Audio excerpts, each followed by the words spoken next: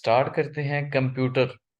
Computer क्या है? Computer एक इलेक्ट्रॉनिक डिवाइस है।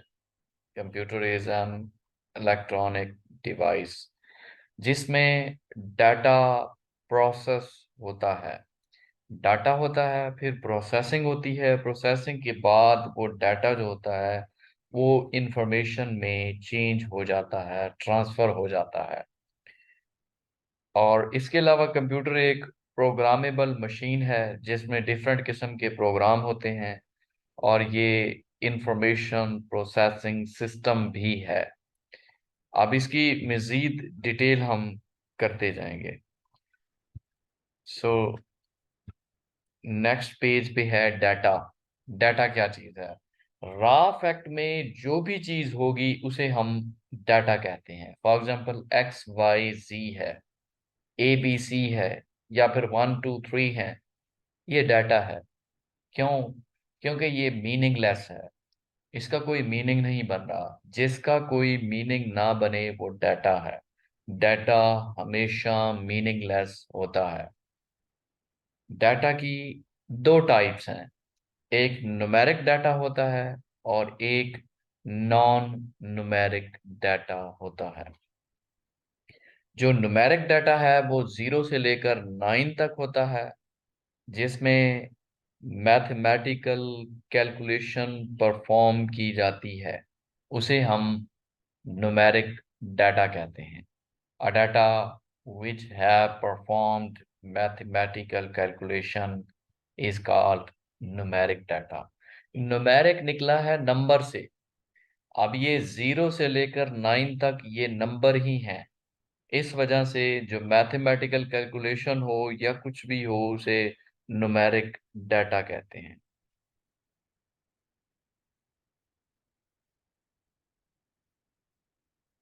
नेक्स्ट होता है नॉन न्यूमेरिक डाटा। जो नंबर्स में ना हो, 0 to लेकर 9 तक ना हो, इसके अलावा कुछ भी हो, XYZ हो, ABC हो, कुछ भी हो, बाकी सब नॉन न्यूमेरिक डाटा कहलाता है। जो 0 से लेकर 9 तक हो वो न्यूमेरिक डाटा है। इसके अलावा जितना भी डाटा होता है वो नॉन न्यूमेरिक डाटा होता है। आप में से किसी को कहीं समझ ना आए तो आप अनम्यूट करके पूछ सकते हैं। अब है डाटा, हमने पढ़ लिया है। डाटा के बाद होती है इंफॉर्मेशन। इंफॉर्मेशन क्या चीज है? इंफॉर्मेशन जो है हमेशा मीनिंगफुल होती है। Information is always meaningful. वो कैसे? अब एक डाटा है, 2 3 5 ये लिखा हुआ है। अब इनको ऐड नहीं किया अभी तक। ये डाटा के फॉर्म में, हमें पता नहीं है क्या चीज भी है। अब इनको जो एडिशन का प्रोसेस होना है उसको प्रोसेसिंग कहते हैं। फॉर एग्जांपल 2 है, 3 है, 5 है, कैलकुलेटर में हम लिखते हैं, इनको ऐड करते हैं। ऐड करना जो होता है ये प्रोसेसिंग का काम होता है। जो ऐड करके हमें बताता है कि ये 10 बन गया है। 10, अब हमें एक इंफॉर्मेशन मिल गई है। सो 10 बनने में जो प्रोसेसिंग हुई है वो प्रोसेस को प्रोसेसिंग कहते हैं। सो डाटा जो है रॉ फैक्ट में है, उसके बाद उस पे प्रोसेस हुआ, उसे प्रोसेसिंग कहते हैं। और उसने काउंट करके दे दिया कि ये 10 है, तो ये हमें इंफॉर्मेशन मिल चुकी है। ये याद रखिए, डाटा हमेशा मीनिंगलेस होता है। जो इंफॉर्मेशन होती है ये कंप्लीट होती है, ये मीनिंगफुल होती है। और दरमियान में इसकी कैलकुलेशन करते हुए जो कुछ होता है उसको प्रोसेसिंग कहते हैं। अब इंफॉर्मेशन प्रोसेसिंग साइकिल क्या होता है? वो काम जो कि परफॉर्म किया जाता है डाटा को ट्रांसफर करने में कि वो इंफॉर्मेशन बन जाए, उस प्रोसेस को इंफॉर्मेशन प्रोसेसिंग साइकिल कहते हैं।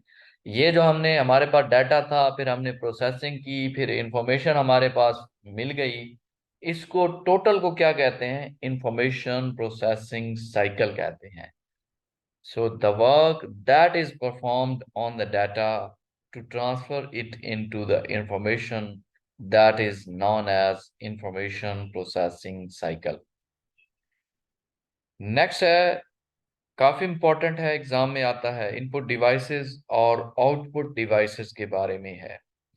इनपुट डिवाइसेस क्या होती हैं, ये पीपीएससी के एग्जाम में काफी ज्यादा पूछा जाता है।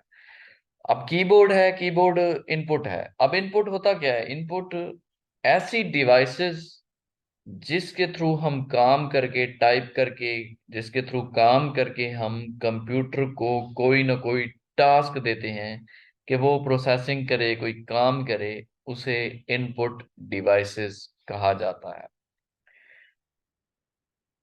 अब कीबोर्ड है, कीबोर्ड क्या है? कीबोर्ड हमारे पास लैपटॉप में या फिर कंप्यूटर सिस्टम में होता है। इसके थ्रू हम कंप्यूटर को कोई टास्क दे रहे होते हैं, ये इनपुट डिवाइसेस है। इनपुट कर रहे हैं, कोई चीज डाल रहे हैं। और उसके अलावा जो माउस होता है, माउस के थ्रू भी हम कोई ना कोई इंस्ट्रक्शन देते हैं।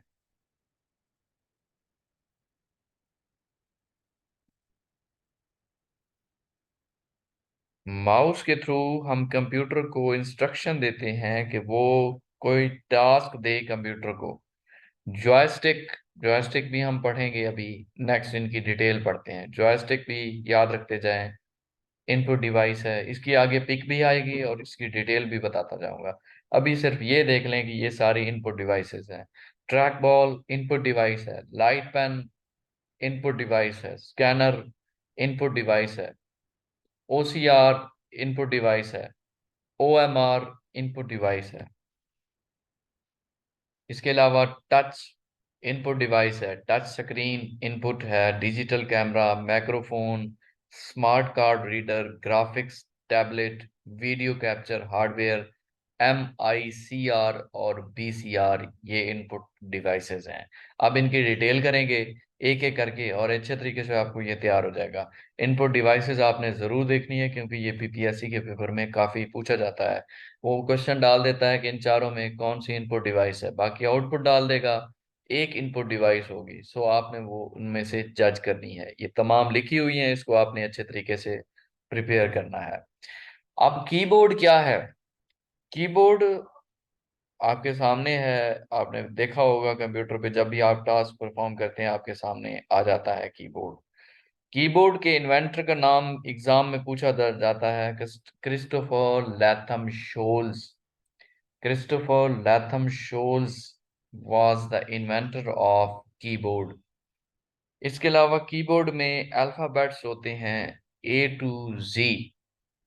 ए से लेकर जेड तक अल्फाबेट होते हैं।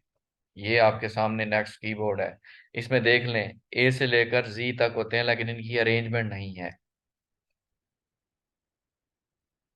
इसके अलावा इसमें 0 से लेकर 9 तक न्यूमेरिक भी होते हैं। अब अल्फाबेट के ऊपर देख लें, 1 2 3 4 5 6 7 8 9 तक है। सो 0 to लेकर 9 तक इसमें न्यूमेरिक कीज भी होती हैं। इसके अलावा इससे ऊपर फंक्शन कीज हैं, F1 से लेकर F12 तक, इनको फंक्शन कीज कहते हैं। अब आप ऊपर देखें, 1 2 3 से ऊपर है F1 F2, ये कहाँ तक है? F12 तक है। इनको क्या कहा जाता है? इनको फंक्शन कीज कहा जाता है। अब पेपर में कई दफा आया है कि F1 to F12 तक जो कीज होती हैं उनको क्या कहते हैं? उनको फंक्शन कीज कहते हैं। ये काफी ज्यादा क्वेश्चन आपके सॉल्व होते जा रहे हैं यहाँ से। A to Z तक अल्फाबेट कीज, 0 to 9 तक जो है वो न्यूमेरिक कीज हैं कीबोर्ड में। क्योंकि हम कीबोर्ड को अब पढ़ रहे हैं, पहला इनपुट डिवाइस हमारा कीबोर्ड था, अब उसकी डेप्थ में जा रहे हैं। F1 to F12 तक क्या है? फंक्शन कीज हैं। इसके अलावा ये जो एरोज हैं, एरोज आप देख लें, कंट्रोल के साथ एरोज लगी हुई हैं। एक ऊपर है, नीचे है, राइट है, लेफ्ट है, इसे एरोज कहते हैं। इसको हम एरोज कीज भी कहते हैं, इसको हम नेविगेशन कीज भी कहते हैं। अब कई दफा पेपर में पूछा गया है इस तरह की, इन कीज को क्या कहते हैं? नेविगेशन कीज कहते हैं। जो ऊपर की साइड, नीचे की साइड, राइट लेफ्ट एरोज होती हैं, इनको नेविगेशन कीज कहते हैं। अच्छा, इनका फंक्शन क्या है? अगर हम काम करते हुए लेफ्ट साइड की एरो की को प्रेस करते हैं तो क्या होता है? जो हमारा कुर्सर होता है वो लेफ्ट साइड पे मूव हो जाएगा, 1 कैरेक्टर लेफ्ट हो जाएगा। इसके अलावा कंट्रोल प्लस लेफ्ट अगर हम प्रेस करते हैं तो क्या होता है? Move the cursor 1 word left, पूरा वर्ड लेफ्ट हो जाएगा। अब वर्ड कौन सा होता है? फॉर एग्जाम्पल असलम है, अकरम है, माजिद है, तनवीर है, ये पूरा एक वर्ड है। अगर कंट्रोल प्लस लेफ्ट हम प्रेस करेंगे तो पूरा वर्ड जो होता है वो लेफ्ट साइड पे हो जाएगा। अगर सिर्फ हम एरो की लेफ्ट की प्रेस करेंगे तो वन कैरेक्टर होगा। कैरेक्टर होता है ABCD, वो एक एक कैरेक्टर करके लेफ्ट साइड पे होता जाएगा। इसके अलावा अगर हम अपर कीज दबाते हैं, ऊपर वाली की, तो क्या हो जाएगा? Move the cursor one line up. अगर हम काम कर रहे हैं, यहाँ पे हमारी कुर्सर है, अगर हम ऊपर की तरफ कर लेते हैं तो क्या होता है? एक लाइन ऊपर चला जाएगा। फिर ऊपर वाली एरो की दबाते हैं तो वन लाइन और अप हो जाएगा। ये आपसे पूछा जा सकता है MS ऑफिस में भी। सो वन लाइन अप होता चला जाएगा। इसके अलावा अगर आप control plus up arrow key press करते हैं तो क्या होगा? Move the cursor one paragraph up. पूरा पैराग्राफ ही अप होता जाएगा। पैराग्राफ में हो सकता है 5 लाइन हो, 6 लाइन हो, 10 लाइन हो, 7 लाइन हो, 4 हो, तो पूरा कर पैराग्राफ ही ऊपर होता जाएगा। अब आपसे वो पूछ सकता है कीज के बारे में। वहां पे MS ऑफिस में आप काम करते हुए एक पैराग्राफ लिखते हैं, अगर आप control plus up arrow key press करते हैं तो क्या होता है? Move the cursor one paragraph up. पूरा पैराग्राफ ही अप हो जाएगा। सो आपके सामने है, अब कीबोर्ड है। कीबोर्ड में आपने ये पढ़ ली हैं चीजें, बाकी इसको गौर से देख लें। एक ऊपर लेफ्ट साइड पे फंक्शन कीज के साथ ESC लिखा हुआ है, इसे एस्केप की कहते हैं। उससे थोड़ा सा नीचे टैब की है, फिर कैप्स लॉक है, फिर शिफ्ट है, शिफ्ट से नीचे कंट्रोल है, कंट्रोल के साथ आल्ट है, आल्ट के बाद ये बड़ा जो होता है ये स्पेस है, उसके बाद फिर आल्ट है, फिर कंट्रोल है, कंट्रोल से ऊपर शिफ्ट है, शिफ्ट से ऊपर एंटर है, उसके बाद PSSIPBINSHM लिखा हुआ है, HM मीन्स होम, फिर डिलीट है, फिर एंड है, फिर PD है। ये सारे फंक्शन हम अभी पढ़ेंगे। सो इस वजह से दिखा रहा हूँ ताकि ये चीजें आप अच्छे से देख लें।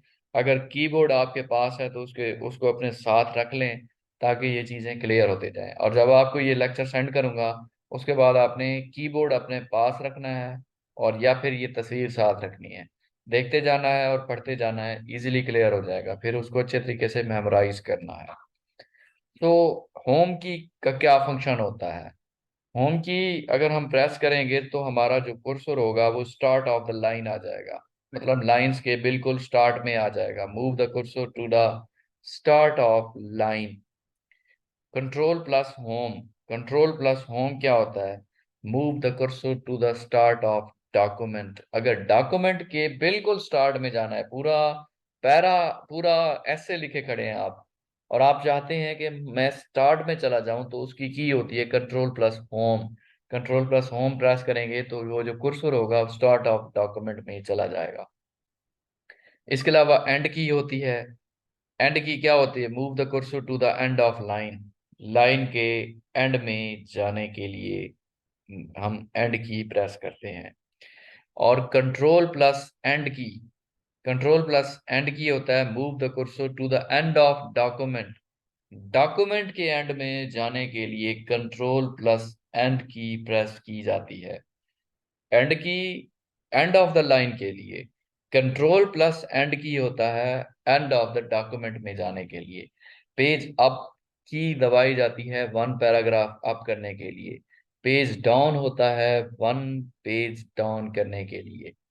इसके अलावा कम्बिनेशन कीज होती हैं या फिर मॉडिफायर कीज भी उनको कहते हैं। पेपर्स में आ चुके हैं ये क्वेश्चन, मॉडिफायर कीज या कम्बिनेशन कीज किसको कहते हैं? आल्ट कंट्रोल प्लस शिफ्ट, ये 3 कीज जो होती हैं इनको कम्बिनेशन कीज, मॉडिफायर कीज या फिर एडजस्टमेंट कीज कहते हैं। इसके अलावा टोगल कीज होती हैं। टोगल कीज कौन सी हैं? कैप्स लॉक है, नम लॉक है, स्क्रोल लॉक है, ये टोगल कीज होती हैं। नेक्स्ट है बैक स्पेस। क्या होता है? बैक स्पेस होता है to delete one character from the left side. अब लेफ्ट साइड पे आपने एक कैरेक्टर डिलीट करना है, मतलब आपने ए गलत लिख दिया है, ए को डिलीट करने के लिए बी है, सी है, एक एक कैरेक्टर करके डिलीट होता जाएगा। ये बैक स्पेस का काम है और वो भी लेफ्ट साइड से डिलीट होगा। अगर control plus back space press करते हैं तो पूरा वर्ड लेफ्ट साइड से डिलीट होता जाएगा, याद रखना है आपने।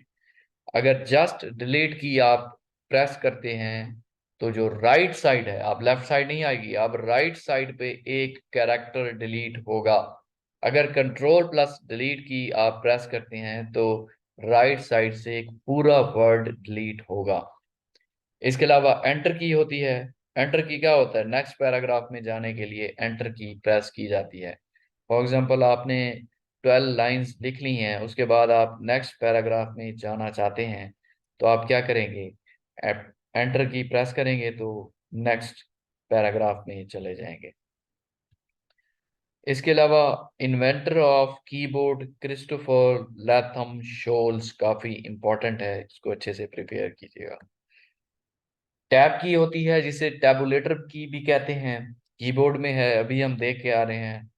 अगर एक से ज्यादा स्पेस देनी है तो आप टैब की इस्तेमाल करेंगे, या फिर आप स्पेस को फिक्स करना चाहते हैं कि 3 स्पेस आए 4 आए, सो आप उसके लिए टैब की इस्तेमाल करते हैं। इसके अलावा स्पेस की होता है, स्पेस की 2 कैरेक्टर देने हैं, 2 कैरेक्टर की स्पेस देनी है तो आपने स्पेस की इस्तेमाल करना है।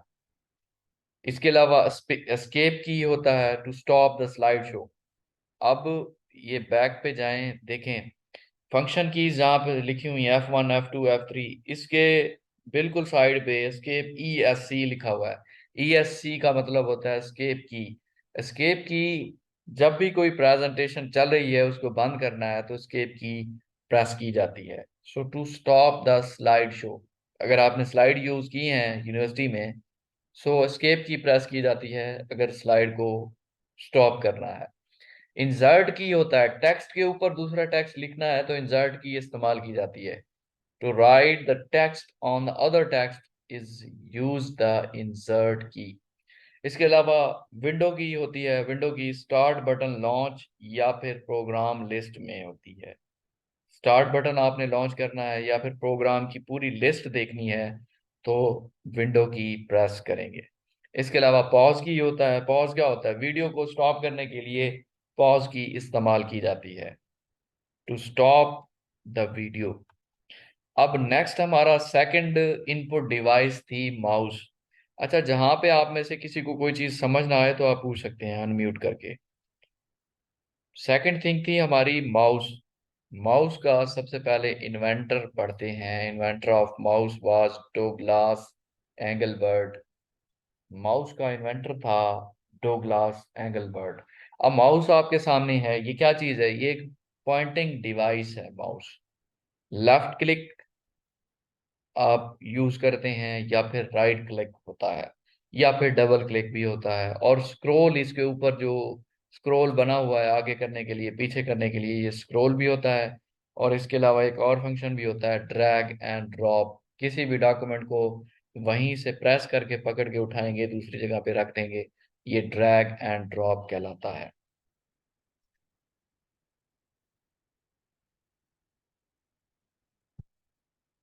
माउस का इन्वेंटर डोगलास एंगलबर्ट, पॉइंटिंग डिवाइस है, लेफ्ट की होता है, राइट की होता है, डबल क्लिक होता है, इसमें स्क्रॉल होता है और ड्रैग एंड ड्रॉप होता है। नेक्स्ट हमारी इनपुट डिवाइस है ट्रैक बॉल। ऊपर बॉल देख रहे हैं, बॉल बनी हुई है, उसके थ्रू ही जो कंप्यूटर का एरो है वो आगे पीछे मूव करेगा। ये भी माउस की तरह काम करता है लेकिन इसे ट्रैक बॉल कहते हैं। ट्रैक बॉल क्या होता है, अपसाइड डाउन माउस होता है जिसपे पॉइंट एंड ड्रा डिवाइस है। बस ये याद रखना है, ये पॉइंटिंग डिवाइस है, ट्रैक बॉल एक इनपुट डिवाइस है। इसकी पिक आपको दिखा दी है ताकि इमेज जो है वो आपके पास क्लियर रहे। फोर्थ थिंग है जॉयस्टिक। जॉयस्टिक गेम्स वगैरह खेलने के लिए जॉयस्टिक इस्तेमाल करते हैं, आप बच्चे खेलते हैं या डिफरेंट किस्म के, आपने टेकन 3 गेम इस तरह की जो खेली होगी या कोई भी खेलते हैं तो जो स्टिक इस्तेमाल होती है उसे जॉयस्टिक कहते हैं। जॉयस्टिक भी एक पॉइंटिंग डिवाइस है, इनपुट डिवाइस है, और ये गेमिंग वगैरह के लिए इस्तेमाल होती है। इसके अलावा फिफ्थ हमने इनपुट डिवाइस पढ़ी थी लाइट पेन। लाइट पेन को इलेक्ट्रॉनिक पेन भी कहते हैं, ये एक पॉइंटिंग डिवाइस है। ये जैसा कि जूम पे क्लासेस होती हैं या फिर ऑनलाइन जितनी भी क्लासेस हैं, अगर उन पे लिखना है तो ये लाइट पेन इस्तेमाल होता है राइट करने के लिए, डायरेक्टली लिखा जाता है इसके थ्रू। इसके अलावा स्कैनर होता है, फोटो वगैरह को, सिग्नेचर को अगर स्कैन करने हैं तो स्कैनर इस्तेमाल किया जाता है। आपके सामने है इसकी तस्वीर। और स्कैनर भी एक इनपुट डिवाइस है। अब हमने ओसीआर थोड़ी देर पहले पढ़ा है। ओसीआर जी इनपुट डिवाइस है। इसको क्या कहते हैं? Optical character recognition.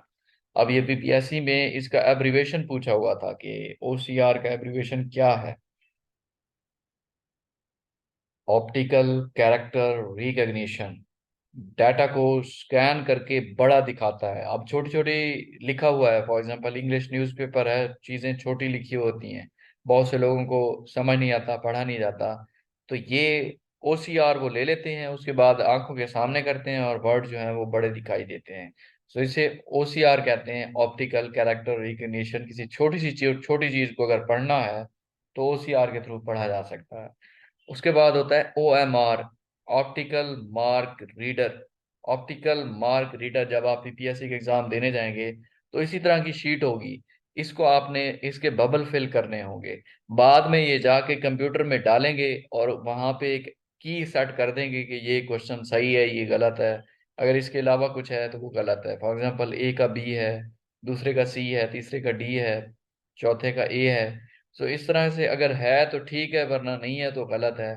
इस तरह की जितनी भी शीट्स ये डालते जाएंगे और मार्क्स दिखाते जाएंगे वो कंप्यूटर। सो इसको कहते हैं O M R, optical mark reader. ये भी एक इनपुट डिवाइस है। इसके बाद है बीसीआर, बार कोड रीडर। ये बड़े बड़े अगर मॉल्स में आप जाते हैं या प्लाजा वगैरह पे जाते हैं, जनरल स्टोर्स पे जाते हैं, तो वो शैम्पू या जो चीज़ आप परचेज करते हैं उसके बैक साइड पे ये लिखा होता है बीसीआर, बार कोडर रीडर होता है। तो डिवाइस के सामने क्लिक करते हैं और उसके थ्रू उसकी प्राइस सामने आ जाती है। तो इस कोड के थ्रू आती है। मशीन लैंग्वेज में लिखा हुआ ये कोड होता है। जब ये मशीन के सामने जाता है तो ये प्राइस बता देता है, प्राइस इसके अंदर फिक्स होती है। सो इसे बीसीआर कहते हैं। बीसीआर भी एक इनपुट डिवाइस है, बार कोड रीडर कहते हैं। मशीन लैंग्वेज होती है, वर्टिकल टेक्स्ट होता है, और शॉपिंग मॉल या बिग बाजार में ये इस्तेमाल होता है। इसके अलावा है MICR, magnetic ink character recognition. अब आप चेक लेकर जब बैंक में जाते हैं तो उसकी जो एक्चुअल एक्चुअलिटी होती है कि ये एक्चुअल है या नहीं है, ये लीगल है या नहीं है, सो वो MICR में डालते हैं उस चेक को। उसके थ्रू पता चल जाता है कि ये चेक जेन्युइन है या नहीं है। वो किसके थ्रू? MICR के थ्रू पता चलता है, मैग्नेटिक इंक कैरेक्टर रिकग्निशन। ये एब्रिवेशन भी काफी इंपॉर्टेंट है, पेपर्स में पूछा जा चुका है। अब इनपुट डिवाइसेस हमारी हो गई। अब है आउटपुट डिवाइसेस। आउटपुट डिवाइसेस ऐसी डिवाइसेस, इनपुट डिवाइसेस तो वो थी ना कि स्पेशल टास्क परफॉर्म करने के लिए इनपुट डिवाइसेस का हम इस्तेमाल करते हैं। अब जो इनपुट डिवाइसेस हम इस्तेमाल करते हैं उसके बाद जो कंप्यूटर हमें रिजल्ट देता है वो आउटपुट कहलाता है। अब देखें, जो वालदैन हैं बच्चों पे बहुत ज्यादा खर्चा करके उन्हें यूनिवर्सिटी भेजते हैं, पढ़ाते हैं, ये उनका इनपुट हो गया, वालदैन का। अब जो औलाद है वो क्या आउटपुट देती है, मींस उसका सिला क्या देती है, जॉब लेती है या नहीं देती, बिजनेस करते हैं, क्या करते हैं, उसके बाद अर्निंग देते हैं वालदैन को, नहीं देते, वो आउटपुट हो गया। मींस अब वालदैन ने अपनी तरफ से इनपुट लगा दिया, फिर वो आउटपुट देना है औलाद ने। इसी तरह कंप्यूटर की लैंग्वेज में इनपुट ने अपना काम कर दिया, अब आउटपुट ने ही अपना काम करना है। सो आउटपुट डिवाइसेस कौन कौन सी हैं? 5 हैं। एक मॉनिटर है जिसे VDU भी कहते हैं, विजुअल डिस्प्ले यूनिट। अब सेकंड नंबर पे प्रिंटर है, प्रिंटर भी एक आउटपुट डिवाइस है। स्पीकर भी आउटपुट डिवाइस है। प्लॉटर भी आउटपुट डिवाइस है। और प्रोजेक्टर भी आउटपुट डिवाइस है। ये 5 आउटपुट डिवाइसेस हैं, मॉनिटर है, प्रिंटर है, स्पीकर है, प्लॉटर है और प्रोजेक्टर है। अब इनकी डिटेल करते हैं। मॉनिटर क्या है? मॉनिटर को विजुअल डिस्प्ले यूनिट भी कहते हैं। ये क्या होता है मॉनिटर? कंप्यूटर का मॉनिटर क्या होता है? पिक्चर्स वगैरह को शोज करता है। पिक्चर को शो करने के लिए मॉनिटर का इस्तेमाल किया जाता है। इसमें स्मॉल डॉट्स लगी होती हैं जो हमें तो दिखाई नहीं देती, लेकिन छोटी छोटी डॉट होती हैं जिसे पिक्सेल्स कहा जाता है। और जितनी ज्यादा ये पिक्सेल्स होंगी उतनी ज्यादा रेजोल्यूशन होगी। रेजोल्यूशन का मतलब ये होता है कि उतनी ज्यादा क्लैरिटी होगी, उतना ज्यादा अच्छी क्वालिटी होगी पिक्चर की। पिक्चर की जो क्वालिटी है वो डिपेंड करती है रेजोल्यूशन पे, और रेजोल्यूशन जो होती है वो डिपेंड करती है इन पिक्सेल्स पे। और पिक्सल जो होता है वो डिपेंड करता है नंबर ऑफ डॉट्स पे। जितने नंबर ऑफ डॉट्स ज्यादा होंगे उतने पिक्सल ज्यादा होंगे, जितने पिक्सल ज्यादा होंगे उतनी रेजोल्यूशन ज्यादा होगी, जितनी रेजोल्यूशन ज्यादा होगी उतनी पिक्चर क्वालिटी ज्यादा होगी। और जो मॉनिटर होता है या वीडियो डिस्प्ले यूनिट होता है, ये चार तरह का होता है। एक तो सीआरटी है, cathode ray tube. CRT means cathode ray tube. अब ये एब्रिविएशन आपने याद रखना है, कैथोड रे ट्यूब। फिर एलसीडी होता है, एलसीडी लिक्विड क्रिस्टल डिस्प्ले, ये भी एलसीडी है, मॉनिटर है। इसके बाद एलईडी होता है, light emitting diode. LED means light emitting diode. या पेपर देने जाएंगे इनमें से कोई ना कोई आएगा, इन चारों में से देख लीजिएगा, ये काफी इंपॉर्टेंट है। नेक्स्ट है TLT, thin film transistor. TLT means thin film transistor. ये चारों एब्रिविएशन आपने याद रखने हैं, मॉनिटर से रिलेटेड हैं। CRT cathode ray tube, LCD liquid crystal display, LED light emitting diode, और टीएलटी थिन फिल्म ट्रांजिस्टर। अब सेकंड नंबर पे है प्रिंटर। प्रिंटर जो है, अब इसकी क्लासिफिकेशन करते हैं। प्रिंटर प्रिंट करने के लिए इस्तेमाल होता है क्योंकि वो आउटपुट उसने दिया है, कोई चीज हमें फिजिकल निकाल के दे रहा है। जो मॉनिटर होता है वो हमें तस्वीर दिखाता है, विजुअल दिखाता है, कोई ना कोई रिजल्ट दे रहा है। जो प्रिंटर होता है ये प्रिंट निकाल के देता है, फिजिकल कोई चीज दे रहा है। जैसे स्पीकर है, साउंड हमें प्रोवाइड कर रहा है, इट मींस आउटपुट मिल रही है। जैसे प्लॉटर होता है, प्लॉटर ग्राफिक्स वगैरह, ये बड़े बड़े जो पैनाफ्लेक्स बनते हैं वो प्लॉटर में बनते हैं, तो प्लॉटर भी हमें कोई आउटपुट दे रहा होता है।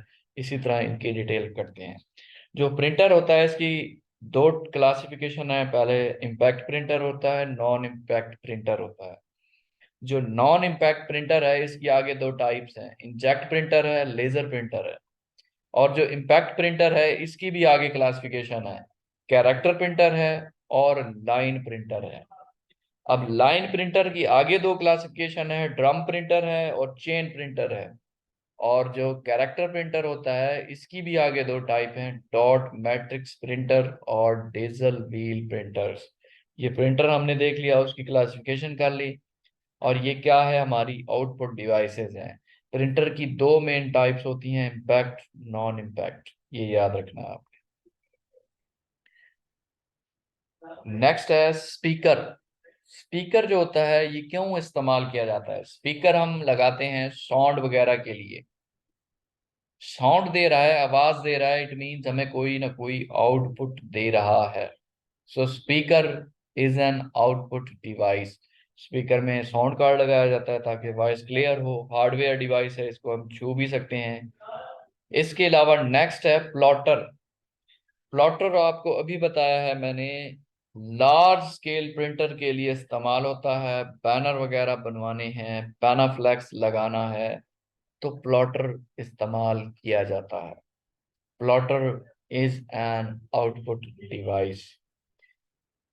नेक्स्ट है प्रोजेक्टर। प्रोजेक्टर जब आप यूनिवर्सिटी में पढ़ने जाते हैं या किसी भी इंस्टीट्यूशन में पढ़ने जाते हैं, कोई बड़ा लेक्चर लेते हैं या फिर किसी भी लैब में बैठे होते हैं, तो कोई भी चीज बड़ी करके अगर दिखानी है पूरी उस पे दीवार पे, तो प्रोजेक्टर इस्तेमाल किया जाता है ताकि वो जो विजुअल है वो बहुत बड़ा हो जाए और जितनी भी ऑडियंस है, ज्यादा ऑडियंस देखने वाली है, सब तक ये मैसेज क्लियर पहुंचे। So projector is an output device, और ये लार्ज स्केल वर्क के लिए इस्तेमाल किया जाता है। सो हमारा कंप्यूटर आज एंड हो चुका है, इसके बाद हम पेपर करते हैं। सो अभी क्लास ड्रॉप हो रही है, अब दोबारा से लिंक आएगा आपकी इसी ग्रुप में। सो दोबारा से आपने ज्वाइन करना है, और हम रिमेनिंग पेपर भी अभी कर लेते हैं। अच्छा, इससे रिलेटेड अगर आपका क्वेश्चन है तो पूछ सकते हैं मुझसे, जो आपने पढ़ा है। अनम्यूट करके अगर इसमें से कोई चीज आपको समझ नहीं आई या फिर आप कुछ पूछना चाहते हैं तो पूछें।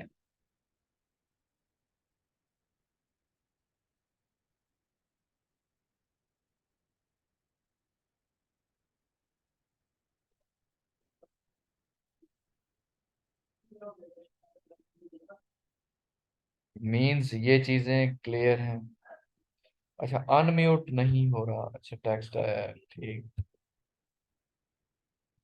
ठीक हो गया। अब हो जाएगा, अब करके देख लें। अलैक्म सर। वालेकुम सलाम। सर क्या हाल है? ठीक है, अल्हम्दुलिल्लाह। अच्छा, जो पढ़ाया है उसमें से अगर कोई चीज समझ नहीं आई तो आप पूछ सकते हैं। सर समझ तो आ गई है। सर ये कंप्यूटर के बारे में तो इंफॉर्मेशन बंदे को होती है। अगर आप कोई और बुक शुरू कर लेते, अगर टाइम से पहले टेस्ट हो गया तो बंदे की तैयारी हो जाती है। क्या कंप्यूटर ये का? ठीक है? कंप्यूटर का क्या? मैं तो कंप्यूटर का बंदे को नॉलेज होता है, जिसने टेस्ट जिसने अप्लाई किया, जारी बात उसके पास इसका नॉलेज होगा। इसमें थोड़ा ज्यादा प्रॉब्लम आती है every time, every day science या करंट अफेयर या जनरल नॉलेज। ऐसी वैसी एक किताब आप शुरू कर लेते। सारी चीजें कराई जाएंगी, ये हर वीकेंड में ना हर सब्जेक्ट खत्म होता जाएगा। ये जस्ट एक वीकेंड का ही सब्जेक्ट है, एक वीकेंड में इसको एंड कर देंगे, नेक्स्ट वीकेंड फिर अगला कोई सब्जेक्ट उठा लेंगे। सो बहुत जल्दी ये खत्म होते जाएंगे। ठीक इसके होगा साथ सर। साथ हम पेपर भी कर रहे हैं। और जो पेपर होता है वो सिर्फ शुक्रिया जी, सर। हाँ, ये मेरी बात गौर से सुन लें। जो पेपर है वो सिर्फ जनरल नॉलेज नहीं है। ये याद रखिएगा, बार बार मुझसे स्टूडेंट पूछते हैं कि ये जीके ही है, ले ये जीके नहीं होता। उसमें अगर पेपर करते हैं तो आप 10 सब्जेक्ट्स को ही कवर कर रहे होते हैं। जो पेपर बनता है वो 10 सब्जेक्ट को मिलकर ही बनता है, लेकिन आपको ऐसा फील हो रहा है कि इसमें सिर्फ जनरल नॉलेज है, ऐसा नहीं है। हम अगर पेपर करते हैं तो इट मीन्स हम 10 सब्जेक्ट को कवर कर रहे हैं, 10 सब्जेक्ट का टच ले रहे हैं। सो ये याद रखा करें, और आप इंशाल्लाह पढ़ते जाएं और इजीली प्रिपरेशन होती जाएगी। अब ये क्लास 40 मिनट कंप्लीट होने वाले हैं, ड्रॉप हो जाएगी, दोबारा से आपने ज्वाइन करना है और रिमेनिंग पेपर हम कर लेते हैं।